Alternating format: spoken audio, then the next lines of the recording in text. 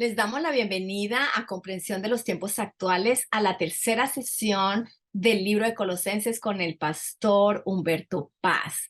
Entonces, antes de darle lugar al pastor Humberto, vamos a orar. Padre, gracias te damos por este día, por este tiempo, por esta clase. En este momento pedimos por la unción de tu Espíritu Santo hablando a través del pastor Humberto y abre nuestros corazones, abre nuestras mentes. Padre, que tu palabra caiga en buena tierra y que no seamos solamente oidores olvidadizos, sino que apliquemos tu palabra en nuestro diario vivir. Te lo pedimos en el nombre de Jesús. Amén. Pastor Humberto, le damos la bienvenida. Gracias, bienvenidos a todos y un gusto estar una vez más en esta clase o en esta enseñanza de Colosenses. Espero que durante la semana del martes anterior y a este martes hayamos tenido oportunidades de comprobar que la voluntad de Dios es buena, aceptable y perfecta para todos nosotros. Y que hayamos tenido oportunidad para hacer la voluntad de Dios en áreas que quizás no habíamos considerado como la voluntad de Dios. Romanos 12, del versículos 9 hasta el final del capítulo, encontramos una serie de cosas, de relaciones, de responsabilidad personal en cuanto a la voluntad de Dios.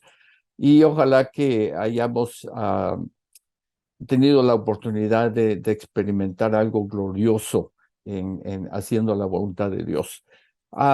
Continuando con el pensamiento de la voluntad de Dios, de ser llenos de la voluntad de Dios y el resultado de conocer y hacer la voluntad de Dios, que es que podamos andar como es digno de Jesucristo, que podamos agradarle a Él en todo, que podamos llevar buen fruto en toda buena obra y sobre todo también creciendo en el conocimiento de Él. Y eso nos da lo que es la cosmovisión para la bíblica, la cosmovisión para la vida cristiana. En el versículo 11 con el que comenzamos el día de hoy, habla y dice, fortalecidos con todo poder, conforme a la potencia de su gloria para toda paciencia y longanimidad. Seguimos el tren de pensamiento desde el versículo 9, el versículo 11 todavía continúa con ese pensamiento de la voluntad de Dios, de vivir como es digno de Jesucristo, a agradarle en todo. Pero algo que me llama mucho la atención en este versículo 11 es el énfasis sobre el poder de Dios para tener estas dos virtudes o para vivir o ejercitar estas dos virtudes, que es la paciencia y la longanimidad. Si podemos notar, dice fortalecidos. La palabra fortalecidos aquí significa la habilidad. Somos habilitados. No es algo que es propio de nosotros, sino que es algo que en lo que Dios nos habilita, fortalecidos. Dios nos fortalece, nosotros no nos fortalecemos a nosotros mismos. Habla y dice con todo poder, ese es el poder milagroso. Dios nos habilita, nos fortalece y nos da la fuerza, nos da el poder milagroso conforme a la potencia, conforme al vigor de su gloria. Y esa es la clave de estas tres palabras cuando habla de su gloria. Fortalecidos con el poder y conforme a la potencia, no nuestra, pero de su gloria. Entonces, todo proviene de Dios. Y observe que la necesidad y el énfasis del poder de Dios para estas dos virtudes, para paciencia y longanimidad. Muy pocos hemos pensado o han pensado en la necesidad de este poder para estas dos cosas, la paciencia y la longanimidad, la importancia de la paciencia, la importancia de la longanimidad. Cuando hablamos de paciencia, es una palabra griega upomone, y esta se relaciona con el soportar, es el permanecer soportar, mantenerse firme, soportar con valentía. Esta paciencia es una resistencia activa y energética a las adversidades y a los poderes hostiles.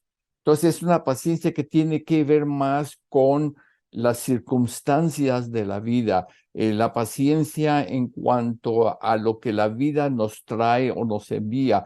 Es una paciencia activa que no solamente nos capacita para enfrentar la adversidad, sino para convertirlas en victoria. Es una paciencia que vence y trata victoriosamente con cada situación que enfrentamos en esta vida. Hablamos de la paciencia, por ejemplo, hablamos mucho de la paciencia de Job en Santiago capítulo 5, versículos 7 al 11, pero en el versículo 11 dice, habéis oído hablar de la paciencia de Job y habéis visto el fin del Señor, que el Señor es muy misericordioso y compasivo. En medio de las circunstancias, de las adversidades en la vida, Dios es compasivo y misericordioso y nos habilita para tener paciencia. Ahora, todos conocemos la historia de Job, todo lo que él pasó, todo lo que él sufrió, las adversidades que él enfrentó, y sin embargo Dios dice que aprendamos de la paciencia de Job. Ahora, en Santiago 5, versículos 7 al 11, hay tres ejemplos. Dice, por tanto, hermanos, tened paciencia. Es el consejo de Pablo, la exhortación de Pablo, tener paciencia hasta la venida del Señor. Eso significa que vamos a tener dificultades, adversidades, que vamos a tener problemas con la gente, y nos dice tener paciencia hasta la venida del Señor. Mirar cómo el labrador espera el precioso fruto de la tierra, aguardando con paciencia. Y todos, si no hemos experimentado, por al menos conocemos un poquito de lo que el agricultor pasa, que llega la lluvia temprana, tardía, o no llegan las lluvias, o las plagas, o la sequía, en fin, una serie de adversidades, una serie de cosas, y nos presenta el Señor aquí, el agricultor, como ejemplo de la paciencia, y eso es lo que nos dice tener paciencia. A veces nosotros no vemos el fruto de nuestra labor, el fruto de nuestro trabajo, el fruto de nuestra vida. No vemos el fruto inmediatamente, pero dice tener paciencia. A su tiempo Dios traerá ese fruto, porque Dios es compasivo y Dios es misericordioso. Después habla de los profetas y sus aflicciones. Tomar como ejemplo la de aflicción y de paciencia a los profetas. Los profetas sufrieron mucho, sufrieron martirio. En uno de los profetas habla de que en algunas partes a los profetas les quitaban la piel con un cuchillo. Era el castigo, era por hablar por el Señor. Pero tenemos el ejemplo de Jeremías, todo lo que Jeremías sufrió también, y fue paciente en todo lo que él pasó. Y luego habla de la paciencia de Job. Ah, y vemos el resultado de que Dios es misericordioso y compasivo. Hay muchas escrituras que hablan de la paciencia y la voluntad la voluntad de Dios. En otras palabras, lo ligado que están la paciencia y la voluntad de Dios. Hebreos 10, 32 al 36 dice, pero traer a la memoria los días pasados en los cuales, después de haber sido iluminados, en otras palabras, después de que recibieron a Cristo, después de que Cristo se manifestó en sus vidas, sostuvisteis. La palabra sostuvisteis quiere decir paciencia. Tuviste paciencia en gran combate de padecimientos. Por una parte, ciertamente con vituperios, tribulaciones, fuisteis hechos espectáculos. Y por otra, llegasteis a ser compañeros de los que estaban en una situación semejante. Nosotros no hemos sufrido en esta parte del mundo, no hemos sufrido el derramamiento de sangre o martirio, o no hemos sufrido como en otros continentes, en otras partes del mundo, pero nada nos dice que estamos exentos, nada nos dice que no podemos llegar a experimentar estas cosas también. Dice, porque de los presos también os compadecisteis y el despojo de vuestros bienes sufristeis con gozo, sabiendo que tenéis en vosotros una mejor y perdurable herencia en los cielos. En otras palabras, fueron despojados de sus bienes por su fe. Y quizás, ¿cómo reaccionaríamos nosotros si en el día de hoy experimentamos que nos quitan nuestras casas, los autos, nuestras pertenencias por causa del Evangelio? Lo soportaríamos con gozo. Y por eso la necesidad del poder de Dios, el ser fortalecidos con todo poder según la potencia de su gloria para poder soportar todas estas cosas. Pero dice el último versículo 36, porque os es necesario, en otras palabras, no es una opción. La paciencia no es una opción de si la necesito o no la necesito. Nos dice el escritor de los Hebreos, porque os es necesaria la paciencia, para que habiendo hecho la voluntad de Dios, obtengáis la promesa. Notemos la relación de la voluntad de Dios con la paciencia. Necesitamos la paciencia para recibir la promesa de Dios, hacer la voluntad de Dios mientras estamos pasando por adversidades, estamos pasando por lo que venga, pero haciendo la voluntad de Dios. Y así entonces obtendremos la promesa que Dios nos ha dado. Eso es en cuanto a la paciencia. La longanimidad es también una clase de paciencia que no es, que es el don de Dios y no algo que nosotros cultivamos. No es una virtud del autocontrol, no es algo que nosotros decimos, bueno, yo tengo autocontrol en estas cosas por mí mismo. Este es el poder de Dios que obra en nosotros, es el poder de su gloria, como vimos en el versículo 11 al principio. Su significado básico en la longanimidad es la paciencia con la gente. Ese es básica, aunque a veces se usa intercambiablemente estas palabras, pero esta es la diferencia principal. Upomone, la paciencia es paciencia en las adversidades en la vida.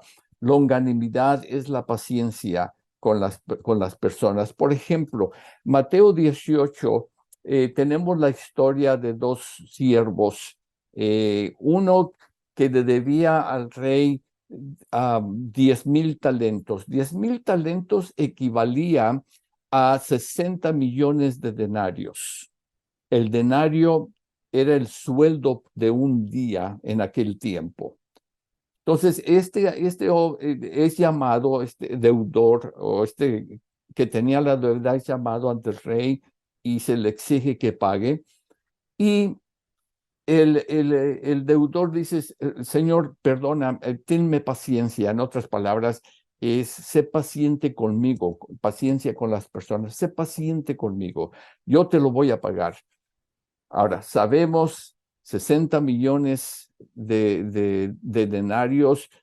Tendría este hombre que trabajar 60 millones de días para poder pagar la deuda, lo cual era algo imposible. Era imposible que este hombre viviera tanto para poder pagar. Era imposible que este hombre pagara su deuda. El rey le perdona la deuda. Dice, está bien, te perdono la deuda. Este mismo deudor, este hombre a quien se le había perdonado toda esta deuda que era imposible pagar, se encuentra a un compañero que le debía 100 denarios. En otras palabras, una deuda que sí podía ser pagada. El hombre solamente necesitaría trabajar 100 días para pagar esta deuda de los 100 denarios. Sin embargo, aquel a quien se le había perdonado la deuda imposible de pagar, cuando escucha las mismas palabras de la persona que le debía y le dice, sé paciente conmigo y yo te pago la deuda. dice que el deudor o la persona, el acreedor, lo toma del cuello y lo envía a la cárcel. Cuando el rey escucha esto, lo manda a llamar y le dice: eres un siervo ingrato, porque yo te perdoné una deuda que jamás podrías perdonar, y cuando alguien que tenía una deuda contigo que sí era posible pagarla, tú te rehusaste a pagarla, a perdonarla. Y la historia aquí es básicamente que nosotros hemos sido perdonados por Dios, una deuda que jamás podríamos pagar por nosotros mismos. Y la enseñanza es realmente aquí que cuando alguien nos pide perdón, o cuando alguien nos ofende, cuando alguien tiene una deuda hacia nosotros, cuán difícil es para nosotros perdonarnos unos a otros. Deudas que pueden ser perdonadas. Que alguien me ofendió con una palabra, eso es perdonable, eso se puede perdonar. Eh, alguien me debe 5 sucres o $5, eso se puede perdonar. Es una deuda que puede ser pagada, pero podemos perdonarla según la situación de la persona. Todo trata esto con el perdón los unos a los otros. Romanos 13, 9 al 21 habla de la relación que debe haber entre los cristianos, entre unos y otros, el amarnos de tal manera que podamos perdonarnos nuestras ofensas. Por eso cuando Jesús enseñó a los discípulos a orar, les enseñó a perdonar. Perdona nuestras deudas, así como nosotros perdonamos a nuestros deudores. Entonces, si yo no perdono a mi prójimo por una deuda que es perdonable, que es posible perdonar, ¿qué es lo que Dios hará conmigo? De la gran deuda que Dios perdonó en mi vida. Entonces, es, es, es una enseñanza muy importante en esto, y para esto necesitamos el poder de Dios. El poder de Dios. No podemos perdonar por nosotros mismos, porque somos buenas personas, porque somos buena gente, o porque está en nosotros perdonar. Es una virtud que solamente viene por el poder de Dios en nuestras vidas. Cuando hablamos en Santiago 5, 7 al 11, los dos primeros ejemplos, los del Salvador, el labrador, y los de los profetas, la palabra usada ahí para paciencia es macrotomía, que es longanimidad. Entonces, a veces se intercambian estas palabras, pero es muy importante la cuestión del perdón, el hecho de la necesidad de paciencia y longanimidad en nuestras vidas cristianas. Esa es parte de la cosmovisión cristiana, esa es parte de la cosmovisión bíblica. No es solamente el trabajar, el ministerio, el evangelizar, el orar por enfermos. Todo eso sí es parte de nuestra vida, pero hay parte de la vida interior del hombre, la vida interior del cristiano, en la que Dios necesita también fortalecernos con su poder, con el poder de su gloria, para poder vivir de esta manera. Esto es vivir de acuerdo como es digno a Jesús. La paciencia, la longanimidad es para vivir agradándole a Él en todo, y llevando fruto en toda buena obra, y creciendo en el conocimiento de Dios. Bueno, todo tiene que ver con la voluntad de Dios.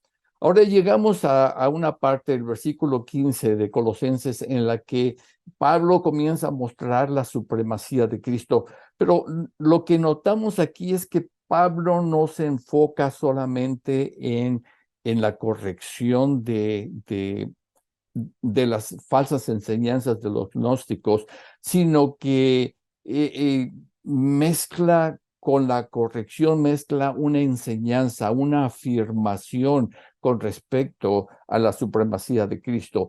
Él es la imagen del Dios invisible, el primogénito de toda creación, dice. Versículo 19, por cuanto agradó al Padre que en él habitase toda la plenitud. Bueno, y vimos al principio en la primera sesión las enseñanzas de los gnósticos, cómo atacaban la persona de Jesucristo, atacaban la obra que Cristo había hecho en la cruz del Calvario. Y Pablo aquí comienza a mencionar estas cosas, pero no enfocando toda la atención en los gnósticos, sino en la persona de Jesucristo. Él es la imagen. La palabra imagen en la escritura tiene dos implicaciones. Una es representación y la otra es manifestación. Y es a veces un tema muy discutido con algunos, y la verdad es que el resto, porque algunos hablan de representación o manifestación, y aunque es una cuestión muy discutida, el resto de las escrituras nos enseña que aquí habla más de todo de una manifestación. Cristo no es una copia de Dios. Cristo no es una sombra de Dios. Él es la manifestación de la esencia de Dios. Es Dios manifestado en carne. Por ejemplo, Hebreos 1:3 nos dice, el cual, hablando de Cristo, siendo el resplandor de su gloria y la imagen misma de su substancia. La palabra imagen misma es la palabra griega que en español tenemos de carácter. Él es el resplandor de su gloria y el carácter mismo de Dios. Es su sustancia, es su naturaleza. Y quien sustenta todas las cosas con las palabras de su poder, habiendo efectuado aquí, habla de Cristo es quien sustenta todas las cosas con la palabra de su poder, habiendo efectuado la purificación de nuestros pecados, por medio de sí mismo se sentó a la diestra de la majestad en las alturas. Bueno, aquí está una vez más Pablo hablando de la purificación de nuestros pecados. Cristo es suficiente para el perdón de nuestros pecados. La nueva traducción viviente dice, el Hijo irradia la gloria de Dios y expresa el carácter mismo de Dios. Cristo vino a revelarnos el carácter de Dios.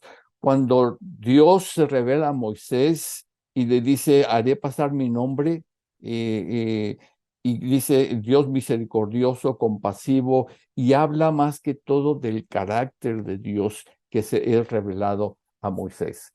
Ahora, cuando hablamos de representación,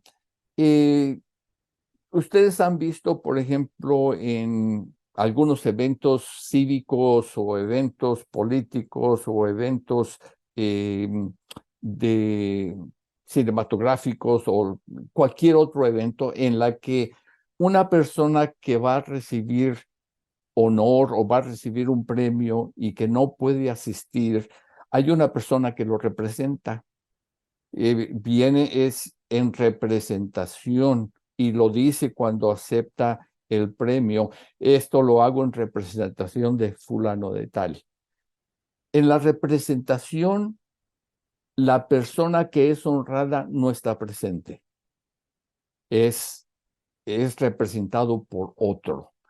Por eso, cuando hablamos de la imagen de Dios, la imagen misma de Dios, o Él es lo que habla es la imagen de Dios invisible. No está hablando de Cristo como representante de Dios, está hablando de Cristo como la esencia, como la manifestación. Eh, cuando hablamos del poder de Dios, que Dios se manifiesta, no estamos hablando que el poder es una representación de Dios. Estamos hablando que Dios se está manifestando con poder. Dios está presente cuando alguien recibe sanidad. Dios está presente cuando alguien acepta a Cristo. Dios está presente cuando alguien es resucitado entre los muertos. Dios está presente en cualquier situación de liberación en nuestras vidas. Entonces, es una manifestación. Juan 1:1 dice, el verbo se hizo carne y habitó entre nosotros. Dios se manifestó en Cristo Jesús. Entonces, esa es la imagen misma. Dios, Pablo está diciendo, Cristo no es un fantasma y Cristo no es alguien que fue creado, y lo dice en el capítulo, en el versículo 19, el primogénito de toda creación. El primogénito de toda creación no está diciendo que Cristo fue creado, y muchas veces la gente usa ese término, el primogénito, en el Antiguo Testamento. El primogénito es el que nace primero. Y en el Antiguo Testamento era eso. Pero aparte de ser el primogénito por nacimiento, la palabra primogénito en el Antiguo Testamento, como en el caso de Jesucristo, tiene un contexto de rango. Ustedes saben que el primogénito en el Antiguo Testamento tenía la bendición de Dios. Era el patriarca, era aquel que tenía la autoridad, era aquel que representaba a la familia. Era un rango, aparte de ser el que nació primero, era un rango que se le daba a través de la bendición de Dios en su vida. Lo mismo es en el Nuevo Testamento, y cuando habla del primogénito de toda creación, está diciendo Cristo tiene el rango, tiene la preeminencia. Cristo es el primero, Cristo es el mayor, Cristo es el que nos representa a todos nosotros. Cristo es la cabeza de la iglesia. Entonces, ese primogénito en todas las cosas, porque por él fueron creadas. Aquí habla una vez más de la creación, Cristo participando en la creación, que los gnósticos negaban esto. Pero una vez más, notemos que Pablo no solamente se enfoca y diciendo, bueno, los gnósticos dicen esto, no. Pablo simplemente afirma la verdad y enfoca su atención en Cristo Jesús, porque por él fueron creadas todas las cosas, las que hay en los cielos y las que hay en la tierra, visibles e invisibles, sean tronos, sean dominios, sean principados, sean potestades. Todo fue creado por medio de él y para él. Y él es antes de todas las cosas, y todas las cosas en él subsisten.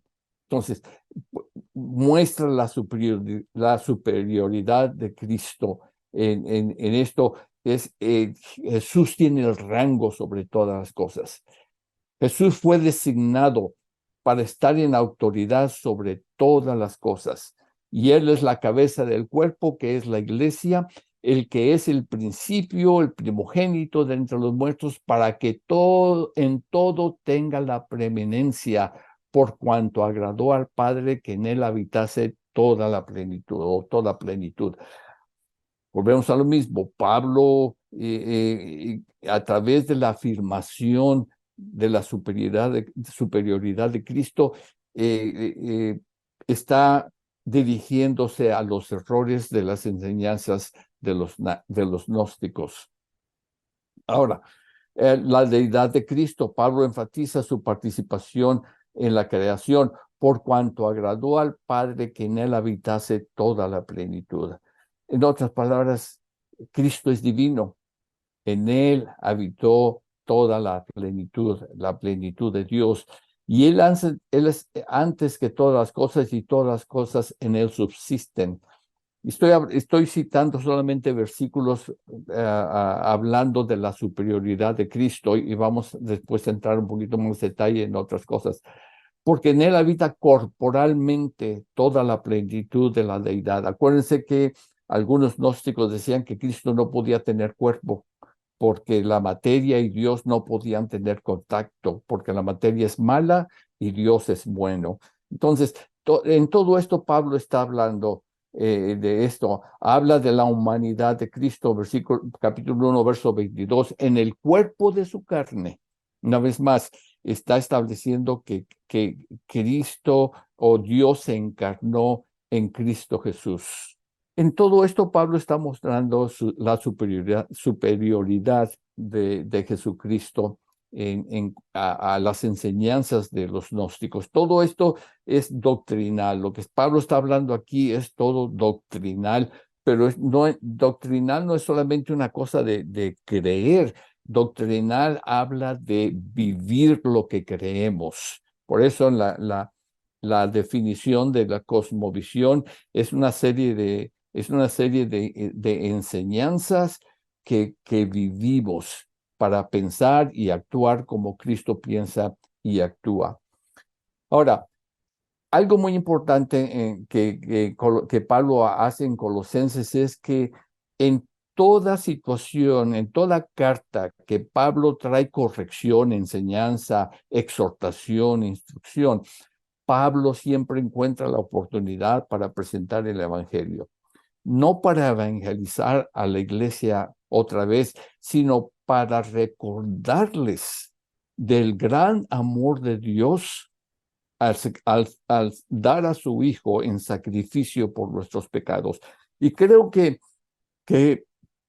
en nuestros días no recordamos nosotros mismos y como pastores no recordamos a la iglesia de estas cosas, del gran amor de Dios. No, vuelvo a repetir, cuando Pablo habla todo esto en los versículos 19 al 23, que habla de haciendo la paz mediante la sangre que derramó en la cruz, nos ha reconciliado en el cuerpo en el cuerpo mortal de Cristo mediante su muerte. Este evangelio dice que ustedes oyeron y que ha sido proclamado en toda la creación debajo del cielo y del que yo, Pablo, he llegado a ser servidor. Pablo no está tratando de evangelizarlos. Pablo está tratando de recordarles del gran amor, de mantener vivo en nuestra mente el gran amor que Dios ha tenido para con nosotros. Y creo que en nuestros días, como dije, no hablamos lo suficiente en la iglesia sobre esto como recordatorio del gran amor de Dios. Acordémonos, le amamos porque Él primero nos amó. Tenemos la tendencia a enfocarnos en la tarea, a enfocarnos en otras cosas, en lo que necesitamos y no damos la atención que debemos dar al gran amor de Dios por nuestras vidas. El Evangelio es predicado en esta epístola. Quizás también acuérdense que estas son cartas que eran enviadas a las iglesias, cartas enviadas a las iglesias que no era solamente una iglesia local, pero una región. Y estas cartas eran leídas en público.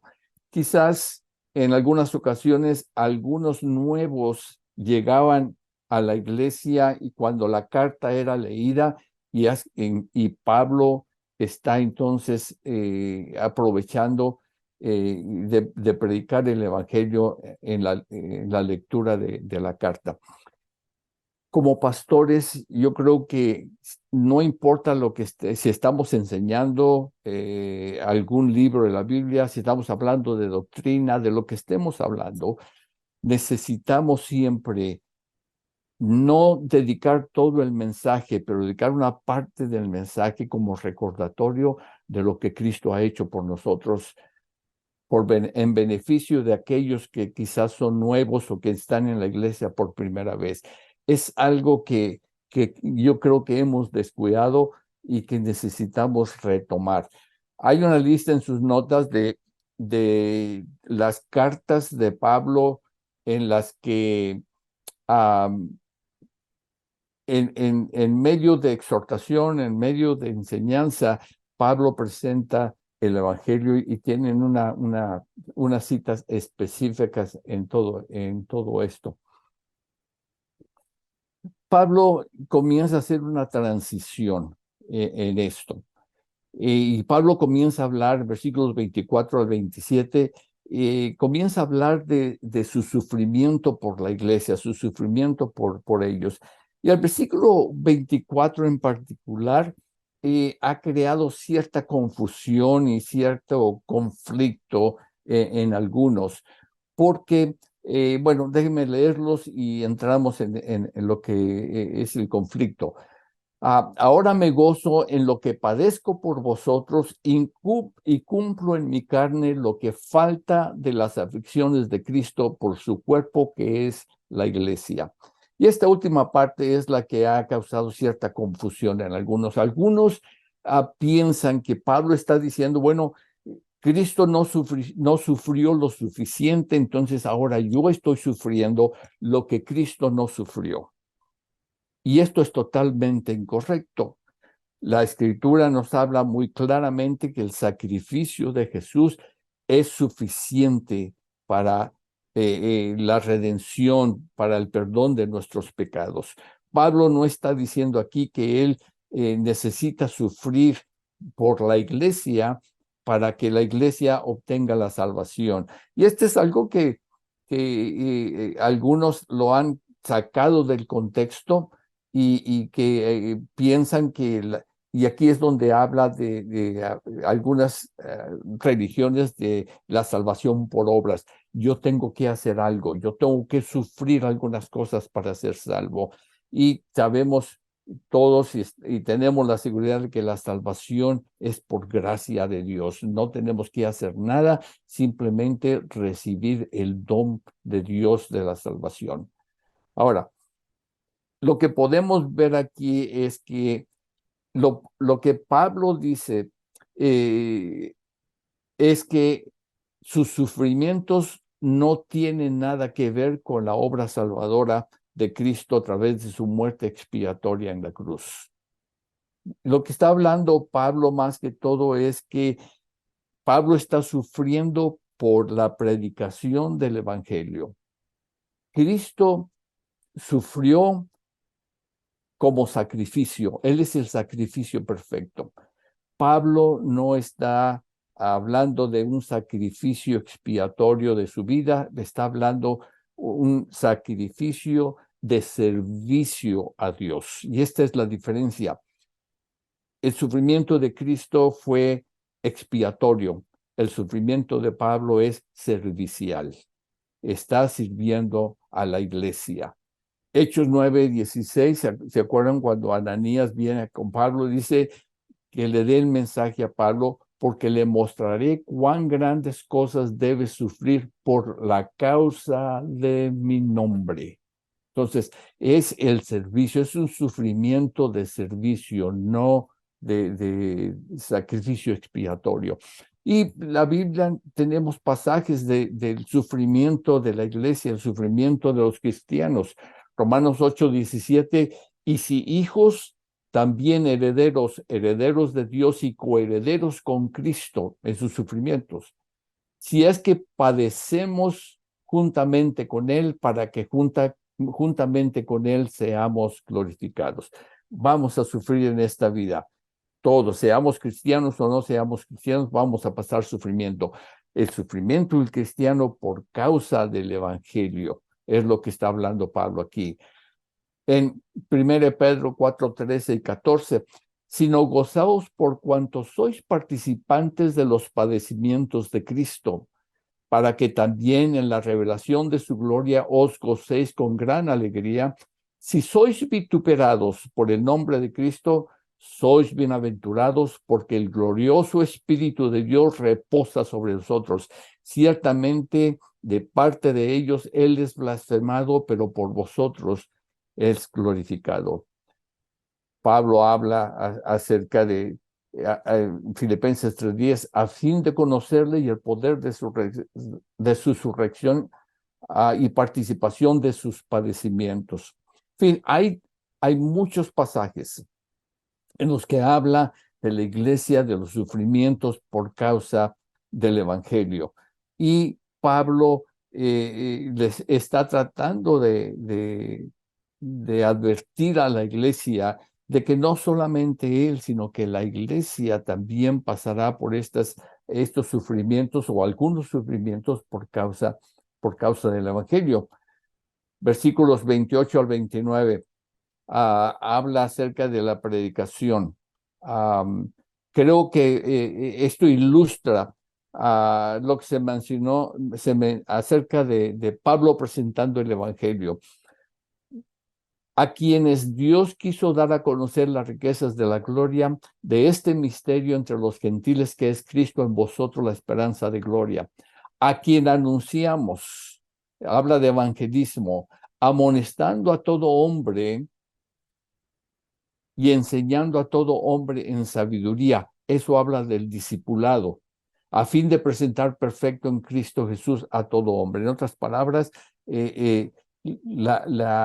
la meta de que la cosmovisión bíblica es de que todos vivamos como es digno del Señor, agradándole en todo, llevando fruto en toda buena obra y creciendo en el conocimiento de Él.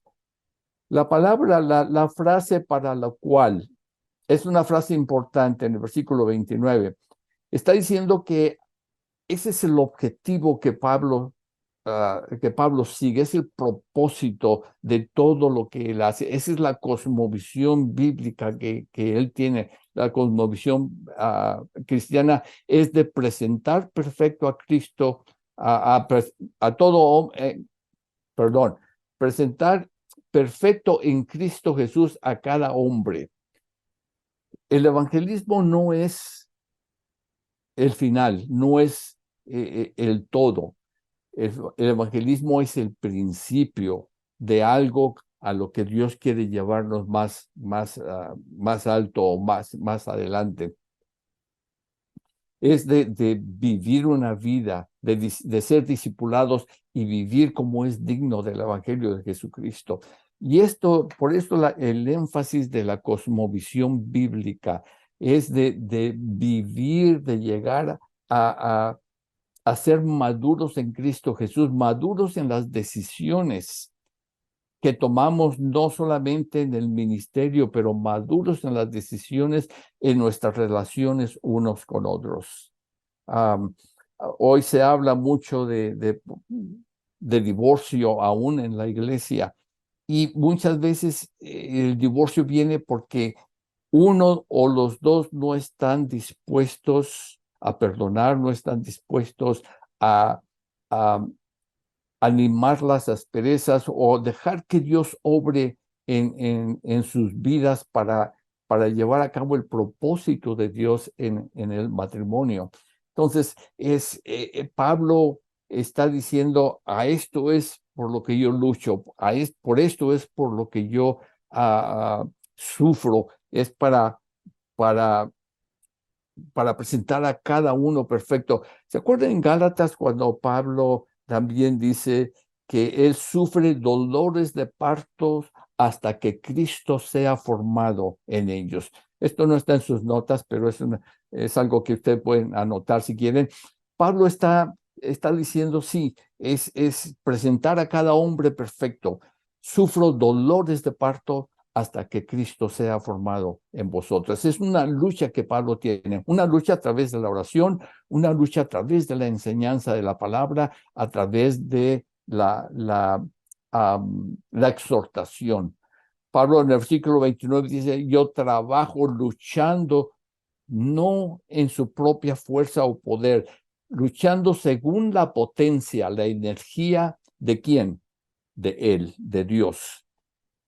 Nosotros no tenemos esta energía, nosotros no tenemos este poder. Proviene de Dios, todo proviene de Dios, la cual actúa poderosamente en mí. Es el poder de Dios actuando en nosotros, luchando con un adversario, esforzándome por lograr este fin.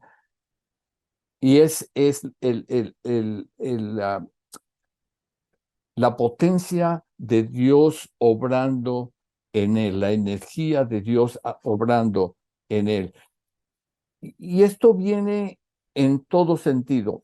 En Deuteronomio 8:18, no está en sus notas, pero puede anotarlo y verlo más tarde. Tenemos cuando Dios habla a Israel y lo guía por el desierto y les dice simplemente acuérdate.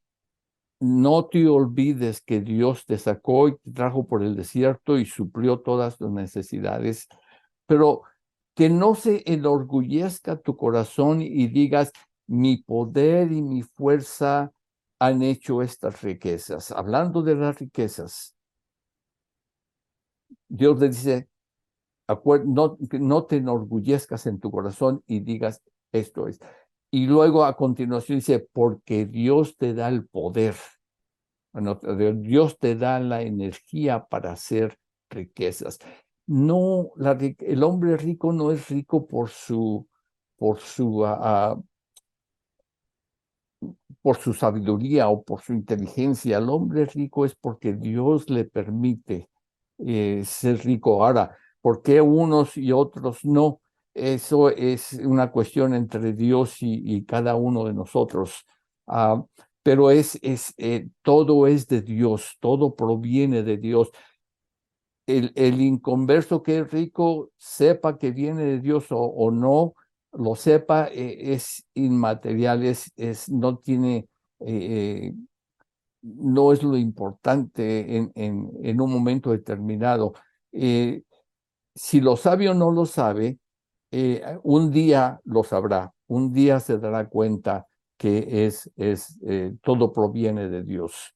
Entonces, la lucha es la de orar, enseñar, exhortar, luchar por la iglesia para, para que esté firme. Acuérdense que Epafras oraba por la iglesia para que estuviese completa y firme en todo lo que Dios tenía para ellos. Y eso es lo que Pablo está diciendo aquí.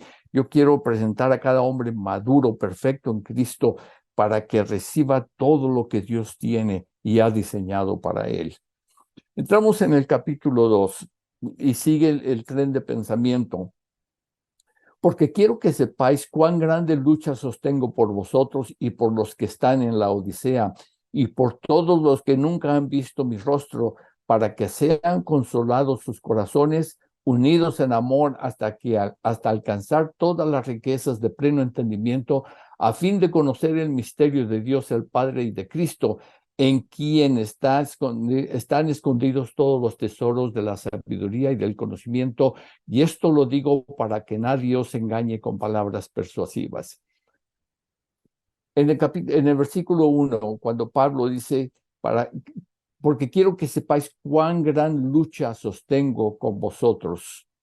La palabra lucha, traducida aquí en el griego, es la palabra agón, o la palabra derivada de agonía. Originalmente, esta palabra significaba un lugar de reunión. Más tarde fue cambiando su significado, fue añadiéndose, es un lugar de competencia o un estadio. Tenemos nosotros, por ejemplo, lo que conocemos como el Coliseo romano, y finalmente cualquier tipo de conflicto. En aquellos tiempos, muchos cristianos fueron llevados al mismo lugar de reunión o lugar de competencia, un estadio romano, donde ustedes han visto películas o han visto fotografías de gladiadores que luchaban hasta la muerte como un espectáculo para los romanos. De ahí surgió un dicho de los emperadores romanos: a la gente hay que darle pan y circo. En otras palabras, hay que darle entretenimiento. Y ojalá que en nuestras iglesias no estemos dando entretenimiento, no estemos dando pan y circo, pero estemos dando la palabra de Dios y estemos dando las cosas de arriba. Pero los cristianos fueron llevados a este mismo lugar. La misma gente que gritaba de entusiasmo cuando los gladiadores luchaban entre sí hasta la muerte, eran los mismos espectadores que gritaban de entusiasmo cuando los cristianos eran devorados por las fieras salvajes en ese estadio. Y es lo que Pablo está diciendo: estoy luchando con las huestes malignas, estoy luchando con todo esto, estoy en este tipo de lucha, estoy en un estadio en el que sostengo una lucha contra el enemigo por la iglesia en oración. Ah, en otro pasaje, Pablo habla de su cuidado por la iglesia, 2 Corintios 11, 27 y 28, en trabajo y fatiga, en muchos desvelos, en hambre y sed, en muchos ayunos, en frío y en desnudez. Está hablando Pablo como predicador del evangelio. Y tenemos que preguntarnos si en alguna vez nosotros hemos estado hambrientos, sedientos, estamos en el frío sin la ropa adecuada, ah, por la causa de Cristo, o sea, mientras servimos a Cristo, o nos faltan recursos. Pero aparte de esto, quizás Pablo hablando de su necesidad de trabajar para sostenerse, dice, y además de otras cosas, lo que sobre mí se agolpa cada día, la preocupación por todas las iglesias. Como creyentes y como pastores, sobre todo como pastores, necesitamos tener este espíritu de Dios, que tengamos esa preocupación cada día por la iglesia que Dios nos ha dado para pastorear, o que supervisamos, o iglesias que supervisamos, o la iglesia a la que pertenecemos como miembros, también de tener una preocupación por las iglesias, por el cuerpo de Cristo. Pablo se enfoca en su preocupación por cumplir la misión de Dios, su cosmovisión bíblica. Para esto fue llamado y apartado el apóstol Pablo. Yo admiro a aquellos que tienen un trabajo aparte de ser pastores, porque tienen una lucha, hay un cansancio, hay un desvelo en muchos de ellos. Aparte del trabajo, es la oración y el estudio de la palabra. Pasan desvelos, pasan trasnochadas, pasan hambre muchas veces, dejan de comer por estar estudiando, por estar orando. En fin, mis respetos a aquellos que son bivocacionales, que tienen un trabajo y aparte son pastores. Ellos pasan algo de la experiencia que Pablo estaba pasando en aquel tiempo. Pablo le habla de la vida como una pelea y del servicio a Dios como una pelea. En 1 Timoteo 6:12 le dice a Timoteo: pelea la buena batalla de la fe, echa mano de la vida eterna, a la cual asimismo fuiste llamado, habiendo hecho la buena profesión delante de muchos testigos. Y Pablo se presenta después como ejemplo en 2 Timoteo 4:7. Y dice: he peleado la buena batalla, he acabado la carrera, he guardado la fe. En todo, en la vida cristiana, seamos pastores o no, habrá conflicto, porque tenemos un conflicto con un enemigo que está tratando de apartarnos de lo que hemos creído, de apartarnos de la fe en Cristo Jesús. Y como dijimos, esta lucha es a través de la oración, a través de la enseñanza de la palabra de Dios. Es sobre todo que siempre tengamos presente que todo lo que hacemos es por amor a Dios, porque Él nos amó primero. Versículo 2 dice: para que sean consolados sus corazones unidos en amor. La palabra unidos en amor habla de tejer una prenda para vestir. En el tejido hay una interrelación de los hilos, que pueden ser del mismo color o pueden ser de diferentes colores, pero lo que habla aquí es que al ser entretejidos, somos parte de una misma creación. Dios está creando su iglesia, Dios está formando su iglesia, está entretejiendo nuestras vidas, y puede ser de diferentes colores. Aquí hay un diseño que dice, bueno, ¿cómo se hace esto? Bueno, es una obra de un tejedor, alguien que tiene esa habilidad. Y es lo que Dios hace con nosotros. Somos diferentes en personalidad, somos diferentes en los dones, somos diferentes en en la pasión que sentimos por servir a Dios, en las áreas de servir a Dios. Somos diferentes en carácter, pero Dios está creando, está formando su iglesia, está entretejiéndonos. Y esto es de suma importancia para mantener la unidad. Por eso Pablo dice unidos, unidos, es entretejidos como cuerpo de Cristo. Y es ser entrelazados en nuestras propias vidas, en perdonarnos, en amarnos, en ayudarnos unos a otros, en fin, tantas cosas que surgen en las relaciones personales. Vuelvo a repetir Romanos 13 o Romanos 12, en la que hay tanto que nos dice con respecto en cómo interactuamos unos con otros, y todo eso, vuelvo a repetir, tiene que ver con la voluntad de Dios para nuestras vidas. Es para nosotros, es algo que Dios está hablando a nuestra vida personal para que podamos vivir de esta manera. Versículo 4 dice, y esto lo digo para que nadie os engañe con palabras persuasivas. Cuando estamos entretejidos, cuando estamos interrelacionados de tal manera o con esta unidad, no hay nada que alguien pueda traer que sea diferente al Evangelio, que pueda apartarnos, que pueda separarnos. Nos ayudamos unos a otros, nos exhortamos unos a otros, nos aconsejamos unos a otros, oramos los unos por los otros, y eso nos mantiene unidos y no somos engañados por alguien que nos lleva al error por palabras persuasivas.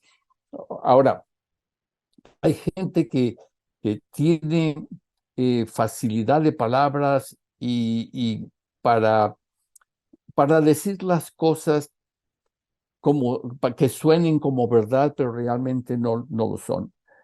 Yo he tenido la oportunidad de estar en cortes de ley o juzgados, no sé cómo se les llame en los diferentes países, o en juicios en que una persona está siendo acusada de algo. Y yo he estado en ese tipo de juicio como testigo, en lo cual los abogados usan palabras y a veces hacen la misma pregunta con diferentes palabras, de diferente manera, para tratar de engañar o que caigamos en una trampa para que el juicio entonces vaya a favor de ellos. Son muchas veces eh, palabras persuasivas no basadas en evidencia, sino basadas simplemente en argumentos, argumentos que no son una realidad, no es una evidencia. Y, y, y, y sí, dice, abogados con mucha facilidad de palabra para eso, que si uno no tiene cuidado, no está firme en lo que es la verdad, puede traer confusión o tratan de hacerlo dudar a uno.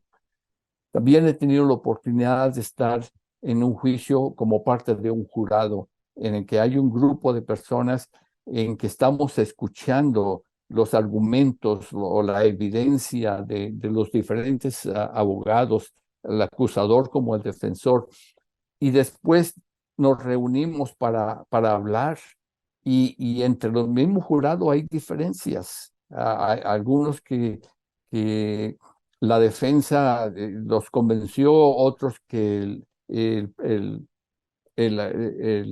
abogado que está tratando el caso como acusador los convenció. Y muchas veces el convencimiento no es por evidencia, sino por argumentos, porque tienen facilidad de palabra. Y es ahí donde entra entonces el diálogo y enfocarnos en lo que es la evidencia para eso. Pablo está diciendo, básense en la evidencia y no en los argumentos, no en qué tan bonito habla una persona. Y lo mismo es en el Evangelio. Hay personas que pueden adornar con palabras muy bonitas un mensaje que ellos están tratando de dar, pero que no es evidencia, sino es simplemente un argumento. Y Pablo dice esto, la unidad es algo que nos va a ayudar para esto. No seamos engañados por palabras persuasivas. Basémonos en la experiencia que tenemos con Cristo Jesús, basémonos en la evidencia que tenemos en lo que Cristo ha hecho en nuestras vidas.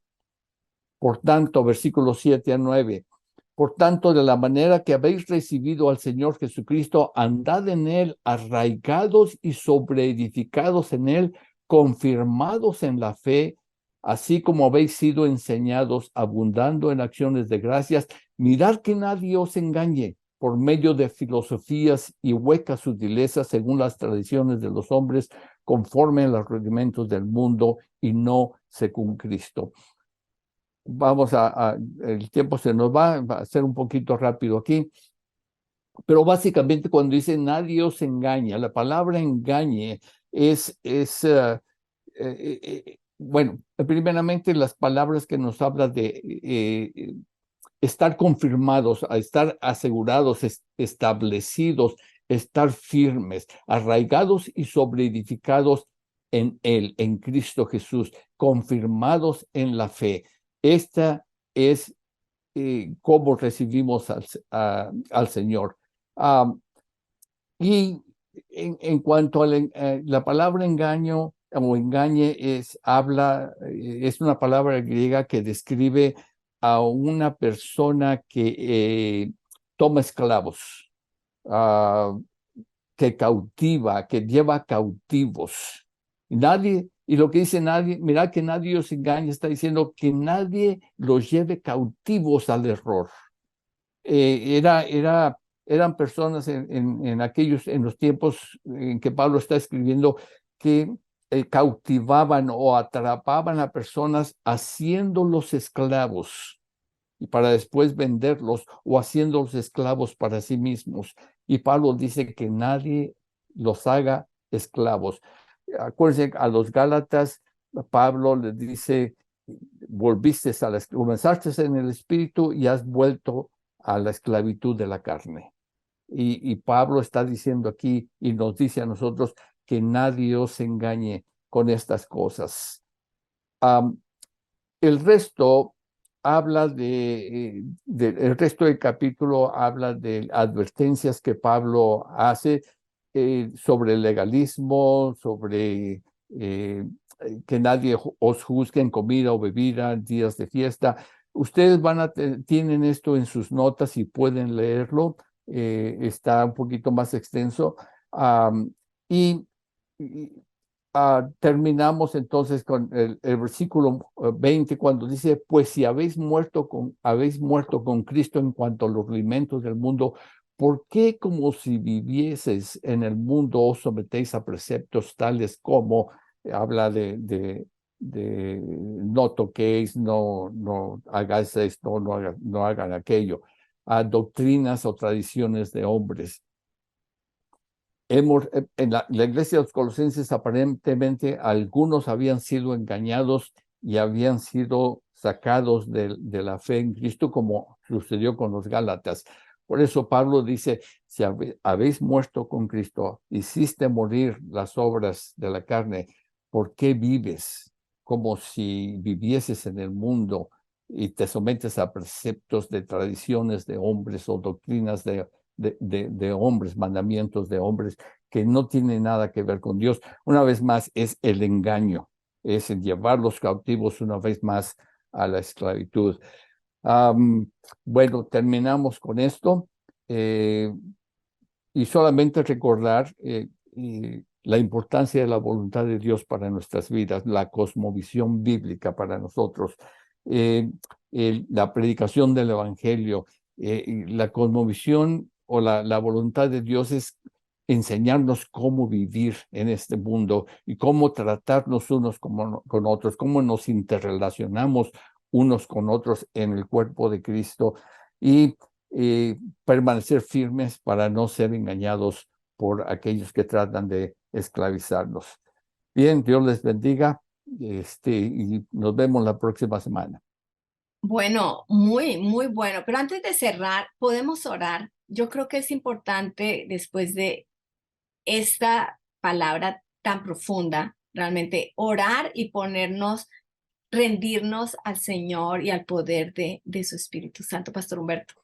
Señor, te damos gracias por tu palabra, porque en ella nos has dejado la instrucción de cómo vivir. Pero no solamente nos has dejado una instrucción para que nosotros mismos la llevemos a cabo, sino nos has dado de tu Espíritu Santo, de tu poder, de tu fortalecimiento, de tu potencia, tu vigor, tu energía para poder vivir. Ayúdanos a comprender, Señor, que no podemos vivir de esta manera por nosotros mismos. Tenemos que depender de ti. Tú eres, Señor, quien nos capacita y nos habilita para perdonarnos unos a otros, para amarnos unos a otros, para dejar las diferencias que tengamos unos con otros a un lado, para que enfocarnos en ti, Señor, y que tu Espíritu obre en nosotros, como dice Pablo, que es tu gloria obrando poderosamente en él, que tu gloria resplandezca sobre nuestras vidas para que obre poderosamente en nosotros. Ayúdanos a madurar, ayúdanos a crecer, ayúdanos a vivir como es digno de ti, Señor, en cada decisión, en cada acto que hacemos en cada día, que estemos conscientes de si te estamos glorificando a ti en lo que estamos haciendo, lo que estamos diciendo o no. Ayúdanos a agradarte, Señor, a ti en todo. Ayúdanos a llevar fruto en toda buena obra, a enfocar en toda buena obra que tu Espíritu, Señor, nos motiva para hacer y ayúdanos, Señor, a crecer en el conocimiento tuyo. Hay hay una lucha, Señor, en la iglesia y es una lucha que todos sostenemos, no solamente los pastores, pero todos sostenemos una lucha contra el enemigo que trata de apartarnos. Una lucha, Señor, y una preocupación que no solamente es de los pastores, pero una preocupación que debemos tener unos por otros como hermanos en Cristo. Una preocupación de que el enemigo no nos aparte de él y sobre todo ah, una unidad que tu Santo Espíritu nos dé, Señor, especialmente en nuestros días en que hay tanta discusión y tanta división por cuestiones que no tienen caso, cuestiones políticas, cuestiones de la justicia social, en las que no presentamos la verdad, sino presentamos nuestra ira muchas veces, presentamos nuestro juicio, presentamos nuestro enojo hacia otras personas. Ayúdanos a presentar la verdad de Jesucristo con el amor tuyo, Señor. Y a, protégenos, Señor, afírmanos, confírmanos y protégenos contra toda filosofía vana y sutileza, contra todo engaño de tantas falsas doctrinas que se están levantando en nuestros días y que podamos permanecer firmes en ti. Ayúdanos, Señor, a no vivir en el mundo o como si estuviésemos en el mundo. Hemos muerto a este mundo, Señor. Ayúdanos a vivir según Cristo y no según los rudimentos o las declaraciones o las filosofías de este mundo. Señor, pero solamente lo podemos hacer por tu Espíritu, con la ayuda de tu Espíritu Santo, la obra de tu Espíritu en nuestras vidas. Y Señor, que en todo te glorifiquemos a ti. En el nombre de Jesucristo pedimos esto. Amén. Amén, amén. Bueno, Dios les bendiga. Les queremos dar el anuncio que este material, el pastor Humberto sacó un libro, está en Mission Press en la Cuadrangular en los Estados Unidos. Si usted quiere usarlo para estudios bíblicos en su iglesia, pida las copias. Escríbanos si lo necesita, cómo podemos ayudarle a obtener esto. Está en forma de estudio para hacerlo en estudio personal o estudio en grupo. Y también es importante entender que no todo lo que está en el estudio está en los videos, o sea, pueden utilizar los videos y el estudio bíblico conjuntamente. Por ejemplo, el video número 1 no está en el estudio escrito, ese solamente está en el video. Entonces, para que lo usen de acuerdo a como lo necesiten, que el Señor les bendiga y recuerde, comparta estas enseñanzas, propaguemos la sana doctrina alrededor de la tierra. El Señor les bendiga.